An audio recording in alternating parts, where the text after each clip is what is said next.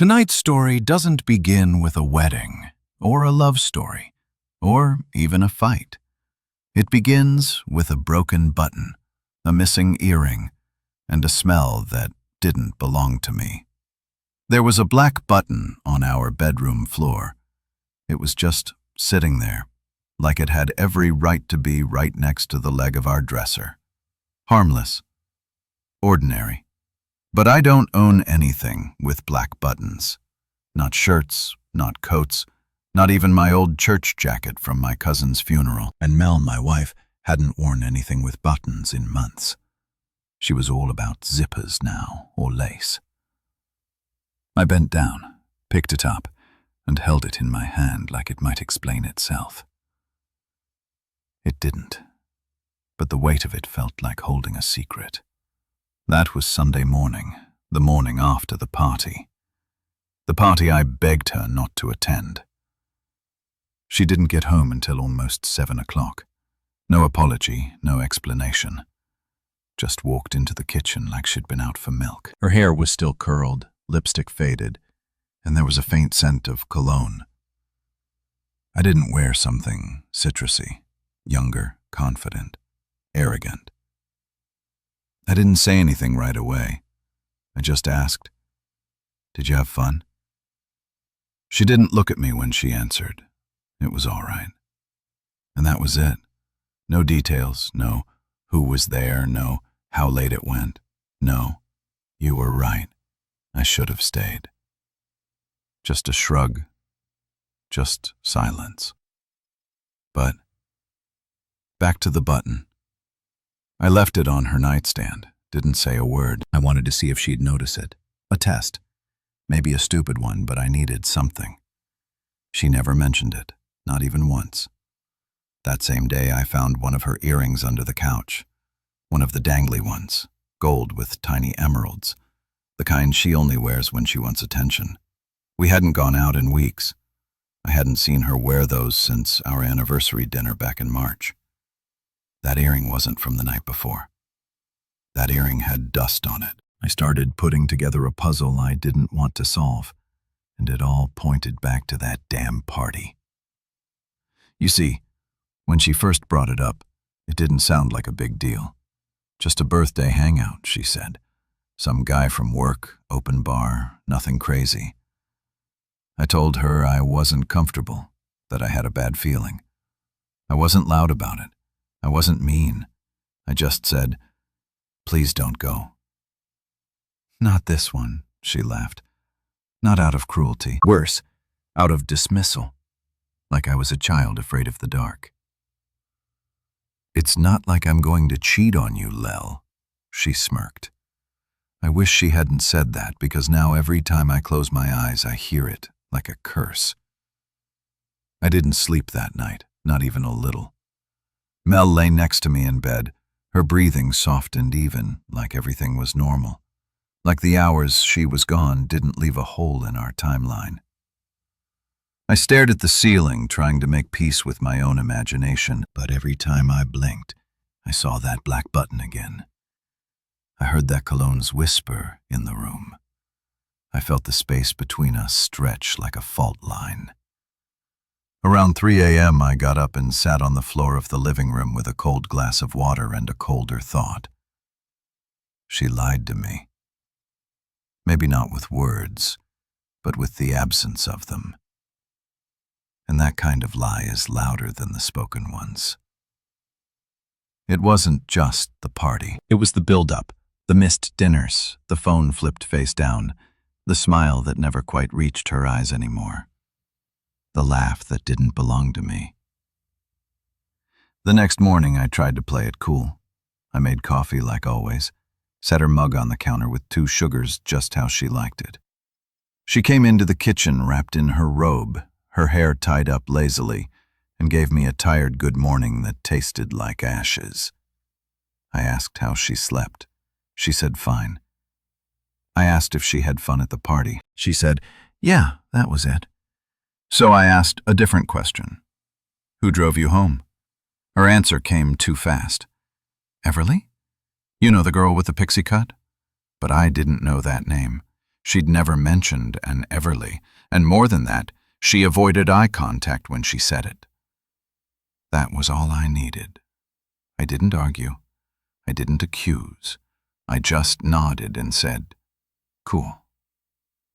Then I walked to the bedroom, closed the door, and sat on the edge of the bed, staring at nothing. That word, Everly, bounced around in my skull like a marble in a glass jar.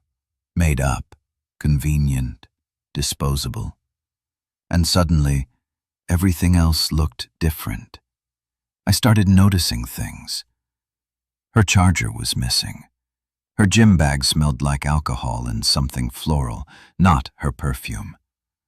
There were scratches on her upper back that looked suspiciously like fingernails.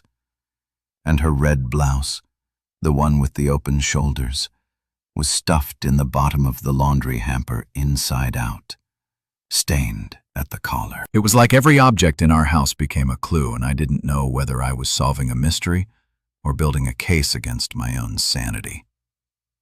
Later that afternoon, I texted her. Just one line. "Can you send me Everly's last name?" She didn't respond for 45 minutes. Then she wrote, "Why?" I replied, "Just wanted to thank her for getting you home safe." She never answered. And that silence, it screamed louder than any fight we'd ever had. I didn't need to press anymore. The unraveling had already begun, and I had a front row seat. I just didn't know yet how deep the lie went, or how much worse it was going to get, because the truth, that party wasn't the start of her betrayal. It was just the part I couldn't ignore anymore. I didn't set out to snoop through her phone. Honestly, I held on to a fragile sliver of dignity that told me not to go there. I wanted to believe that whatever was happening would come out in the open without me having to dig. But after her coldness that morning, after the silence about Everly, after I caught her staring at her phone and smiling when she thought I wasn't looking, I broke. I waited until she went for a shower, left her phone on the nightstand, screen glowing softly, unlocked. That never used to happen. It wasn't curiosity that moved my hand. It was survival. I didn't expect to find anything. Part of me still hoped I was wrong, but the moment I opened her messages, I felt something leave my body, like oxygen, like innocence. There was no Everly, but there was Co, full name. No profile picture, just the letter. The most recent message was from the night of the party.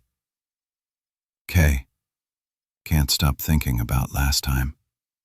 Are we really doing this again tonight? Mel, you know the answer. I'll be wearing what you like." Then a photo. Blurry, dark, cropped. But I knew the shirt. It was mine. One she used to sleep in. Not anymore, apparently. There were weeks' worth of messages, meeting times, complaints about me, inside jokes, flirting that got more and more bold, then photos, hers, his. Nothing explicit, but suggestive enough to feel like knives in my chest. They weren't being careful. They didn't need to be. She never thought I'd look. She never thought I'd need to. I dropped the phone on the bed like it burned me. I couldn't think, couldn't breathe. I walked to the kitchen, sat at the table, and stared at the wood grain like it might absorb me. I didn't cry. Not then. There was just this stillness, like a noise so loud it became silent. I could feel the beat of my heart behind my eyes, and I hated that it still beat for her. When she came out of the shower, hair wrapped in a towel, she looked surprised to see me sitting there. "You okay?" she asked, reaching for her mug. I stared at her, just stared. She didn't flinch, didn't fumble, just drank her coffee like the world hadn't shifted on its axis. So I asked, "Who's Kay?" She blinked a half-second too long. "Kay," she repeated, stalling. "Yeah," I said. the one who can't stop thinking about last time. The room went cold. She set the mug down too gently, like she knew any sudden movement would shatter whatever was left between us. "I think we should talk," she said finally, her voice even. But I was already standing. I walked past her and down the hallway into our bedroom, closing the door behind me with the weight of everything she'd just confirmed. No yelling, no fight, no denial. She knew I knew, and that was enough. But what I didn't know, not yet, was who Kay really was. And when I found out, it would unravel something far darker than a one-night stand. She knocked once on the bedroom door like it wasn't hers anymore. I didn't answer. I was sitting on the floor with my back against the bed frame staring at the wall. Not crying, not angry, just hollow. That's the thing no one tells you about betrayal. It doesn't explode. It drains you quietly, efficiently. "Can I come in?" she asked through the door. I still didn't say anything. A moment passed. Then the knob turned and she stepped inside, her face trying on too many expressions at once. Guilt, defensiveness, concern, none of them fitting quite right. She sat on the edge of the bed, hands folded in her lap like a kid waiting for punishment. "His name is Kevin," she said after a long silence. "We met at the gym. He trains there. It wasn't supposed to. I didn't plan on anything happening. That line, it wasn't supposed to happen. It's the anthem of every cheater caught in the act. Like, betrayal is a weather event that just rolls in uninvited." I finally looked at her. "So all those late nights, the sudden interest in fitness, the perfume you don't wear around me anymore, that was for him?" She looked away, didn't deny it. "And the party?" I pushed. "You planned to see him there?" She hesitated, and that was enough. I stood up too fast and the blood rushed to my head, but I didn't care. "You lied straight to my face. I begged you not to go, and you looked me in the eyes and promised nothing was happening. You kissed me and walked out that door. To be with him." "I didn't go there to sleep with him," she whispered, tears finally forming. "It just happened, and I didn't know how to undo it." I laughed. It was a raw, broken sound. "You don't undo something like that, Melinda. You don't get to press Control+Z on our marriage." She started crying harder, and I hated how a part of me still wanted to comfort her. Even now, when every cell in my body was screaming to run, to yell, to destroy something, I still felt that old urge to hold her and say, "It's okay." But it wasn't okay. Not even close. "How long?" I asked. She looked up. "What?" "How long has this been going on?" Another pause. A long one. "Since March." It was August. 5 months. 5 months of lies, gaslighting, fake smiles, and fake plans. 5 months of her letting me believe I was crazy every time I asked what was wrong. 5 months of him touching what I thought was sacred. I sat back down, exhausted. "Why him?" I asked.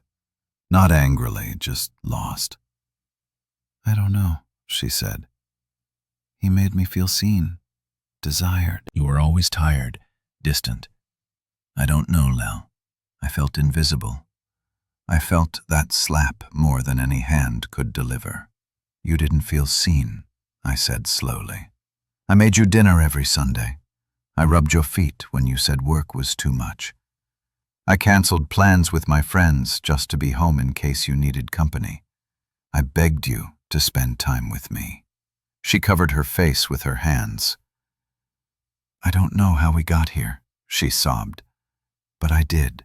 We didn't get here." She walked us here step by step, choice by choice. And now that we were standing on the edge, she wanted me to believe we somehow tripped. Number. Not this time. What I didn't tell her in that moment, what I had just discovered, was that Kevin wasn't some stranger. He was someone I already knew. She kept talking, something about couples therapy and starting fresh, but I wasn't listening anymore. My ears had tuned her out the moment she said his name. Kevin. Not because it was unfamiliar, but because it was too familiar. My jaw clenched so hard I felt it in my neck. Kevin wasn't just some guy from her gym. He was Kevin Braden, my cousin. We weren't close, not anymore, but we grew up together, played on the same Little League team, went camping every summer until our teens. He was the wild one, the golden boy, the guy who always got in trouble but somehow made it look charming. I hadn't spoken to him in almost a year, not since that awkward Christmas dinner at my aunt's place where he showed up late, drunk, and flirted with everything that moved, including my wife. She laughed it off back then, said he was harmless, said she'd punch him in the throat if he ever tried anything. I believed her. God, I believed everything she ever said. I opened my laptop and typed his name into social media. There he was, shirtless in half the pictures, still that same smirk like the world owed him something. And then I saw it. A post from 6 weeks ago, a photo of him holding a red Solo cup, arms slung around someone just out of frame, tagged at a private invite-only party. The same party she swore was just a birthday gathering. She lied again. I zoomed in on the edge of the frame. I couldn't see her face, but I knew that dress, black, tight, the one she said she threw out last year because it didn't fit anymore. It fit just fine that night. I sat back in the chair, my heart thudding like it wanted out of my chest. This wasn't just betrayal. This was betrayal with intention, with planning, with coordination.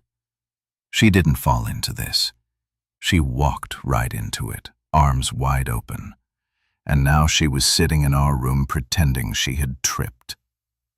I stood up, walked back into the hallway, and saw her sitting at the edge of the bed, still crying, phone clutched in her hand.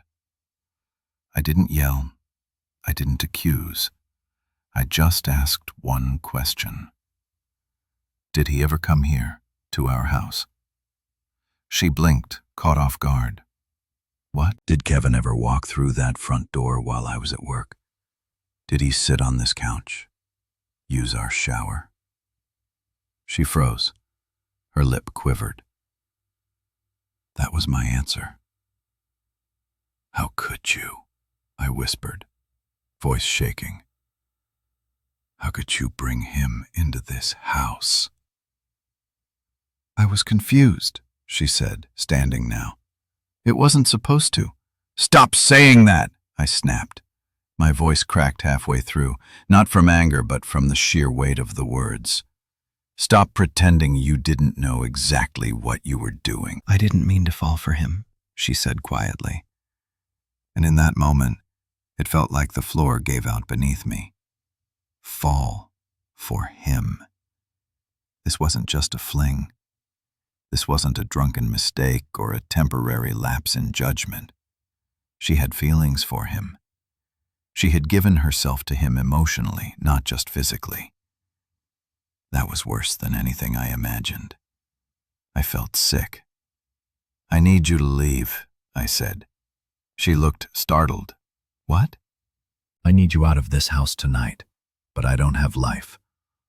I don't care a hotel, a friend's couch, your lover's bed. I don't care where you go, Melinda. Just not here. She didn't argue, not right away. She just looked at me with those wide red eyes full of crocodile tears and slowly nodded. I'll pack a bag. She walked past me down the hallway, and I stood there listening to her unzip our shared life drawer by drawer. I could have collapsed. I could have screamed, but I didn't, because something in me had already shut off. And I hadn't even told her the worst part. Kevin owed me money, thousands, and now he owed me something else. She left that night with a duffel bag and a quiet apology, not the kind that comes with eye contact or meaning, the kind you offer when you're just trying to exit without more damage. I watched her walk out the door without saying a word. Not because I didn't have anything to say, but because I didn't trust myself to say it without falling apart. The silence after she left was unbearable. You'd think it would feel like relief or maybe even victory, but it didn't. The stillness in the house was suffocating. The way the fridge hummed, the way the air conditioner clicked on.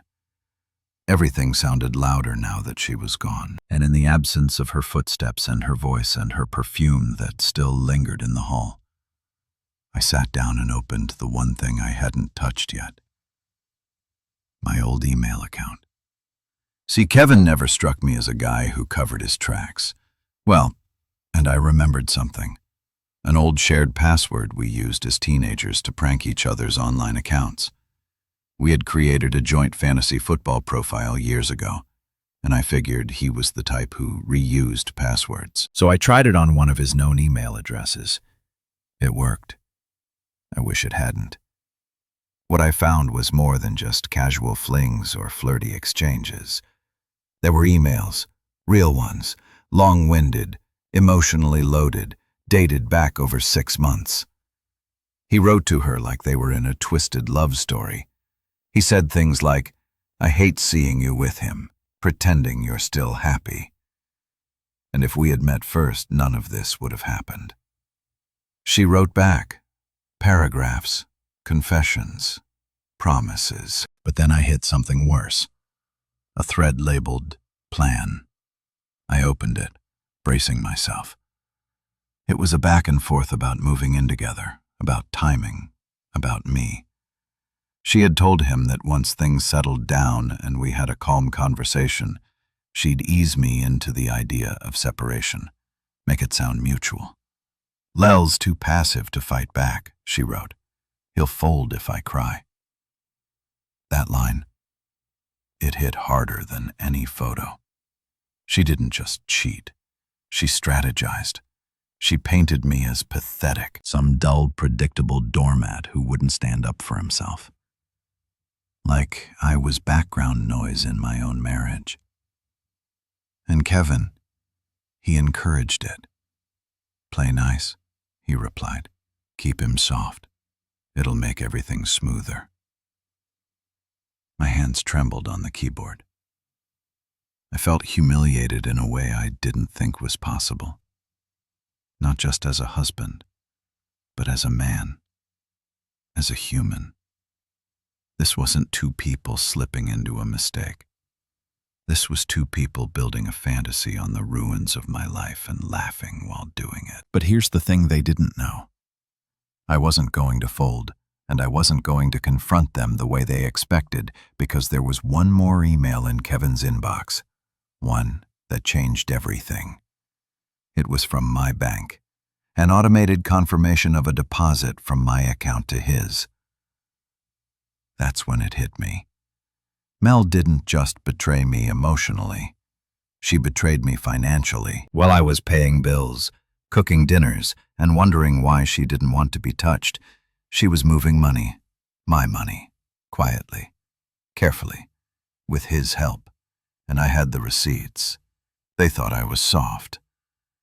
But what they'd really done was give me all the evidence I needed. I didn't need revenge. I needed precision, and the first step was silence. I didn't scream. I didn't call her. I didn't march over to Kevin's apartment or send a dramatic message. That's what they expected. That's what they prepared for in those emails.